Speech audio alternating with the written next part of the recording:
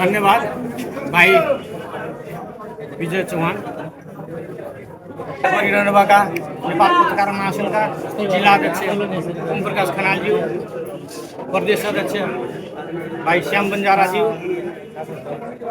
लेखा समितिका संयोजकज्यू, उपस्थित मेरा सम्पूर्ण साथीहरू हार्दिक न्यानो अभिवादन छ।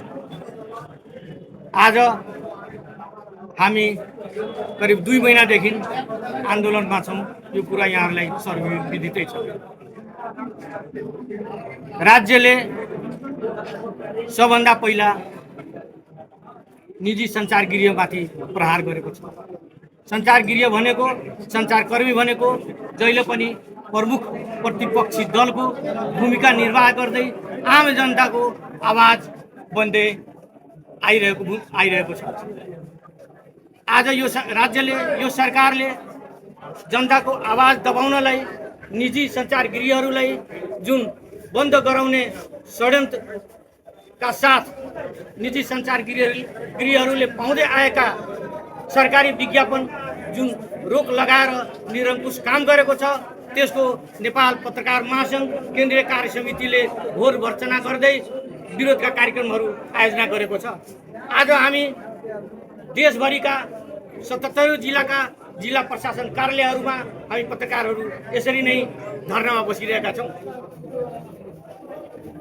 राजाले कु गर्दासम्म नेपाली सञ्चारगृह एक कदम पछाडि हटेन र त्यसको कुको विरुद्धमा हामीले विभिन्न सञ्जाल मार्फत अगाडि बढेर आन्दोलन गऱ्यौँ र त्यो बेलामा यही नेपाली सञ्चारगृहहरू हो, नेपाली सञ्चारकर्मीहरू हुन् कि राजालाई समेत हामीले घुँडा टेकाउन पछि परेका थिएन।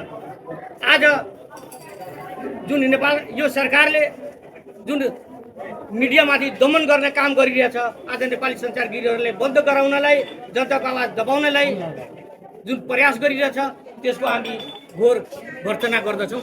आज असार मसान्तको बेलामा हामी सञ्चारकर्मीहरू यस्तो फ्रीमा घुमिरहेछौँ, किनभने हामी वर्षौँ दिन काम गर्दा हामीले पाउनुपर्ने सञ्चारगृहहरूमा पाउनुपर्ने विज्ञापन बापतको केही पनि योपालि हामीले पाएको छैनौँ। आज हामी पर्सा जिल्लाको मात्र होइन, देशभरिका पत्रकारहरूको अवस्था यही छ। त्यसकारण आज हामीले पुनः नेपाल सरकारलाई हाम्रो मागहरू राखेर 77 जिल्लाबाट ध्यान आकर्षण गराउन चाहन्छौँ।